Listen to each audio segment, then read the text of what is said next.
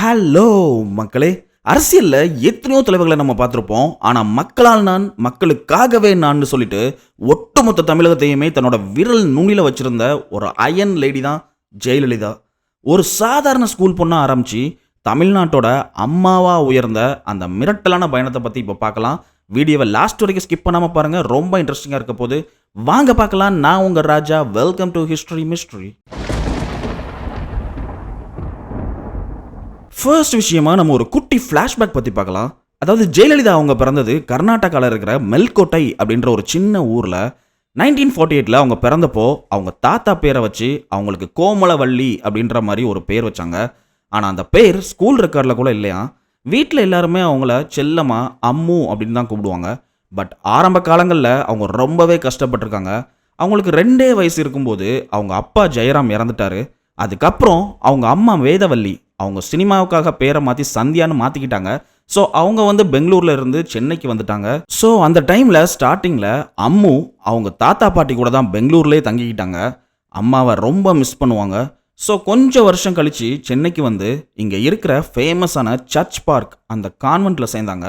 ஸ்டடீஸில் பார்த்தீங்கன்னா ரொம்பவே டாப் பெர்ஃபார்மராக தான் இருந்திருக்காங்க. ஏன்னா அவங்க ரேங்க் ஹோல்டர், அதாவது 1964 மெட்ரிகுலேஷன் எக்ஸாம்ஸில் ஸ்டேட் லெவலில் டாப் ரேங்க் வாங்கியிருக்கிறாங்க. அவங்க கனவு, அதாவது அவங்களோட விஷன் அப்படின்னு பார்த்தீங்கன்னா லாயர் ஆகணும் அப்படின்ற மாதிரி ரொம்பவே ஆசைப்பட்டிருக்காங்க.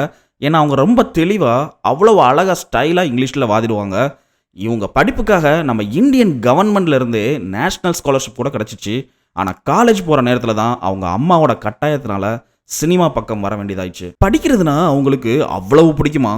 ஷூட்டிங் ஸ்பாட்டில் கூட மற்றவங்க அரட்டை அடிச்சிட்டு இருந்தா இவங்க மட்டும் ஒரு ஓரமாக உட்காந்து பெரிய பெரிய இங்கிலீஷ் நாவல்ஸ்லாம் படிச்சுட்டு இருப்பாங்களாம். ஸோ மக்களே, என்னதான் இருந்தாலுமே எல்லார் வாழ்க்கையிலையும் ஒரு டேர்னிங் பாயிண்ட் வரும் கரெக்டாக. அதே மாதிரி ஜெயலலிதாவோட வாழ்க்கையிலையும் ஒரு டேர்னிங் பாயிண்ட் வந்துச்சு. பாவம், அவங்களுக்கு ஆக்ட்ரஸ் ஆகணும் அப்படின்ற மாதிரி எண்ணமே இல்லை. ஒரு தடவை கூட அவங்க அம்மா கூட சினிமா ஃபங்க்ஷனுக்கு போனப்போ அங்கே இருந்த டேரக்டர்ஸ் அவங்களோட அழகையும் அந்த கம்பீரத்தையும் பார்த்துட்டு நடிக்க கூப்பிட்டுருக்காங்க.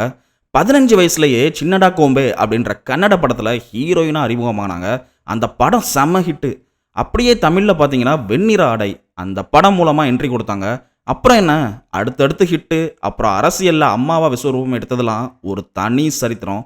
நிஜமாவே அவங்க ஒரு பியூட்டி வித் பிரெயின்ஸ் அப்படின்றதுக்கு பெஸ்ட் எக்ஸாம்பிள் மக்களே. அடுத்ததா அவங்களோட சினிமா பயணம் பற்றி இன்னும் கொஞ்சம் டீட்டெயிலாக பேசலாமா. அதாவது 15 வயசுங்கிறது விளையாடுற வயசு கரெக்டாக. ஆனால் அந்த வயசுலேயே குடும்ப பாரத்தை சுமக்க வேண்டிய கட்டாயம் அவங்களுக்கு வந்துச்சு. மனசில் லாயர் ஆகணும்னு ஆசை இருந்தாலுமே அம்மா சந்தியா அவங்களோட வற்புறுத்தலால் தான் சினிமாவுக்கு வந்தாங்க. வெண்ணிற ஆடை ஸ்ரீதர் சார் டைரக்ஷனில் வந்த இந்த படம் ஒரு செம லான்ச்சு. முதல் படத்திலேயே அவங்களோட அந்த மெச்சூரிட்டியான நடிப்பு எல்லாரையுமே ஆச்சரியப்படுத்துச்சு. மினி ஸ்ட்ரிக் புரட்சி அப்படின்னு கூட சொல்லலாம். அதாவது அந்த காலத்திலேயே ரொம்ப ஸ்டைலிஷான மாடர்ன் ட்ரெஸ் போட்டுட்டு தமிழ் சினிமாவோட ஃபேஷன் ஐக்கானாக மாறினாங்க. அது மட்டும் இல்லை மக்களே, மக்கள் திலகம் எம்ஜிஆரும் ஜெயலலிதாவும் சேர்ந்த காம்போ இருக்கு, அது வேற லெவல். தமிழ் சினிமாவில் எத்தனையோ ஜோடிகள் வந்திருக்கலாம், ஆனால் எம்ஜிஆர் ஜெயலலிதா காம்போ ஒரு எமோஷனல் தான் மக்களே. இவங்க 2 பேரும் ஸ்க்ரீனில் வந்தாலே தேட்டர் சும்மா அதிரும். 28 படங்கள் 1000ல் ஒருவனில் ஆரம்பித்து ராமன் தேடிய சீதை வரைக்குமே இவங்க பண்ண மேஜிக் இருக்கே, தமிழ்நாட்டையே மிரட்டிருச்சு. அது மட்டும் இல்லாமல் இவங்க 2 பேரோட கெமிஸ்ட்ரி பாக்ஸ் ஆஃபீஸ் ஆக்சுவலாக மழை பொழியும் அப்படின்னு தான் சொல்லணும். ஜெயலலிதா அவங்களோட அரசியல் வாழ்க்கைக்கு அஸ்திவாரம் போட்டதும் இந்த சினிமா வெற்றிகள் தான். நடிப்பை தாண்டி மல்டி டேலண்ட். அவங்க வெறும் நடிப்பாற்றல் மிக்கவர் அப்படின்னு மட்டும் சொல்லிக்க முடியாது. அவங்க ஒரு ஆல்ரவுண்டர். அதாவது பரதநாட்டியம், மோகினி ஆட்டம், கதக்னு எல்லாத்துலேயும் ட்ரெயின் ஆனவங்க. பல மேடை ஏறி நிகழ்ச்சிகள் நடத்தியிருக்கிறாங்க. அது மட்டும் இல்லாமல் அடிமை பெண் படத்தில் வர்ற அம்மா என்றால் அன்பு அந்த பாட்டை பாடினது இவங்க தான். அவங்களோட வாய்ஸ் ரொம்ப ஸ்வீட்டாக இருக்கும். அது மட்டும் இல்லாமல் அவங்க சினிமாவில் அவ்வளோ பிஸியாக இருந்தப்போவே பல பத்திரிகைகளில் தொடர்கள் எழுதியிருக்கிறாங்க. இவங்கள ஒரு குயின் ஆஃப் கோலிவுட் அப்படின்னு சொல்லலாம். சுமார் 140 படங்களுக்கு மேலே நடிச்சிருக்கிறாங்க. தமிழ் மட்டும் இல்லாமல் தெலுங்கு, கன்னடம், அப்புறம் ஹிந்தியில் கூட ஒரு படம் நடிச்சிருக்காங்கன்னா பார்த்துக்கோங்க. சிவாஜி கணேசன், ஜெமினி கணேசன், ஜெய்சங்கர்னு அந்த காலத்து டாப் ஹீரோக்கள் எல்லாருமே ஜெயலலிதா கூட நடிக்கணும் அப்படின்ற மாதிரி ரொம்ப ஆசைப்படுவாங்க. ஏன்னா அவங்க வெறும் அழகு பொம்மையாக இல்லாமல் பெர்ஃபார்மன்ஸுக்கும் செம ஸ்கோப் கொடுத்தாங்க. சினிமாவில் மற்ற நடிகைகள் எல்லாம் ஹீரோக்கு பின்னாடி வந்துட்டு இருந்த காலத்தில் ஹீரோக்கு ஈக்குவலாக மாசா நின்ன ஒரே லேடி சூப்பர் ஸ்டார் தான் அம்மு. அவங்களோட சினிமா கரியரில் உங்களுக்கு பிடிச்ச பாட்டு இல்லைனா படம் எதுன்னு கமெண்ட்டில் சொல்லுங்கள். அடுத்ததா ரொம்ப முக்கியமான விஷயம், அதாவது அவங்களோட அரசியல் என்ட்ரியை பற்றி பார்க்கலாம். 1982 எம்ஜிஆர் அவங்கள கட்சிக்குள்ளே கூட்டிகிட்டு வந்தப்போ பல பேர் அதிர்ச்சியானாங்க. ஆனால் எம்ஜிஆருக்கு அவங்களோட கிரிப் என்ன அப்படின்றது தெளிவாக தெரியும். அது மட்டும் இல்லாமல் கட்சிக்கு வந்த கொஞ்ச நாள்லயே அவங்களுக்கு ஒரு பவர்ஃபுல்லான பதவி கிடச்சிச்சு, கொள்கை பரப்பு செயலாளர். அது மட்டும் இல்லாமல் அவங்களோட இங்கிலீஷ் நாலேஜ் வேற லெவலில் இருக்குன்னு எல்லாருக்குமே தெரியும். அதனால எம்ஜிஆர் அவங்கள ராஜ்யசபாவுக்கு அனுப்புனாரு. அங்கே அவங்க பேசின ஒரு ஸ்பீச்சை கேட்டு அப்போதைய பிரதமராக இருந்த இந்திரா காந்தியே, யாருப்பா இந்த பொண்ணு இவ்வளோ சூப்பராக பேசுது அப்படின்ற மாதிரி அசந்து போயிட்டாங்களாம். அவங்களோட அரசியல் வாழ்க்கை அவ்வளோ சூப்பராக போயிட்டு இருக்கிறப்போ திடீர்னு ஒரு நாள் அந்த கருப்பு நாள் வந்துச்சு. அதாவது எம்ஜிஆர் இறந்து போயிட்டாரு. எம்ஜிஆர் இறந்ததுக்கு அப்புறம் ஜெயலலிதா அவங்களோட வாழ்க்கை தலைகீழாக மாறிச்சு. கட்சிக்குள்ளேயே அவங்களுக்கு எதிர்ப்புகள் கிளம்பிச்சு. அது மட்டும் இல்லை, இறுதி ஊர்வலத்தில் எம்ஜிஆரோட உடலை ஏற்றிட்டு போன வண்டியில் ஏற போன ஜெயலலிதாவை எல்லாருமே பப்ளிக்காக அவமானப்படுத்தி கீழே தள்ளினாங்க. இனி அவ்வளவுதான், ஜெயலலிதா கதை முடிஞ்சிச்சு அப்படின்ற மாதிரி எல்லாருமே பேசினாங்க. ஆனால் அந்த அவமானம் தான் அவங்களுக்குள்ள இருந்த அக்னியை தூண்டி விடுச்சு.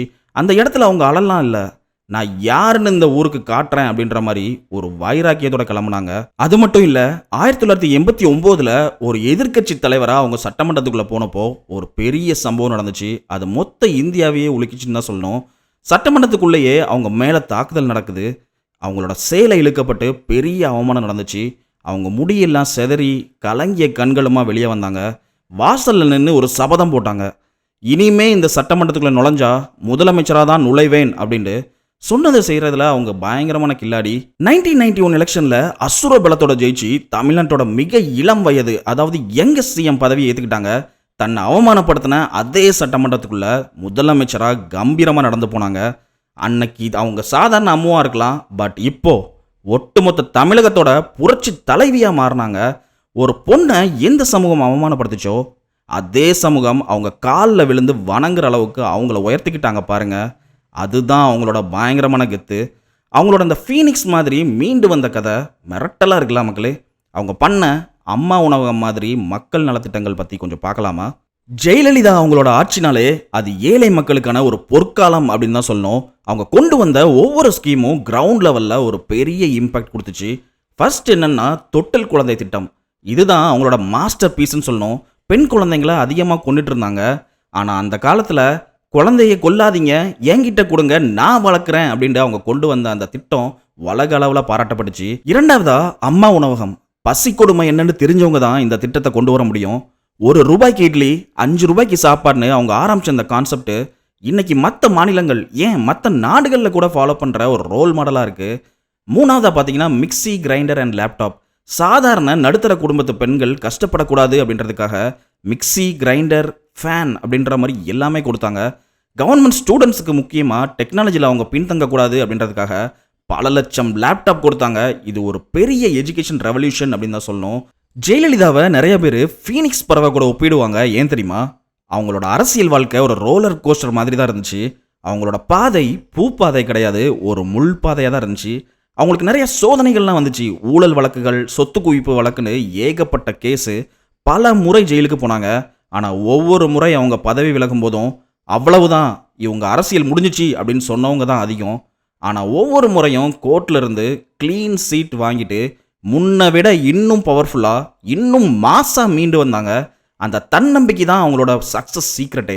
அடுத்ததா அவங்களோட அட்மினிஸ்ட்ரேஷன். இது தமிழ்நாட்டே அதிர வச்சுச்சுன்னு தான் சொல்லணும்.